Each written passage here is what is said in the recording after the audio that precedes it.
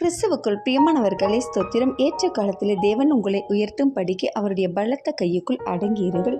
பிரியமானவர்களே, இந்த வசனத்தின் மிக முக்கிய அர்த்தம் என்னவென்று பார்த்தீங்கன்னா, கீழ்ப்படிதல். உங்களை பெற்றவர்களுக்கும் சபையின் மூப்பருக்கும் போதகருக்கும் வேலை செய்கிற இடத்துல எஜமானுக்கும் இப்படியாக அவர்களின் சொல் மதித்து செயல்பட வேண்டும் என்பதாகும். மேலும் மனத்தாழ்மையாக எல்லா இடத்திலும் நடந்து கொள்ள வேண்டும். நமக்கு அமைந்த வேலை சிறியதோ பெரியதோ எல்லாவற்றிலும் பொறுமையோடும் மனத்தாழ்மையாய் செயல்படும் பொழுது தேவன் ஏற்ற வேலை வரும் பொழுது நமது நிலையை உயர்த்துவார்.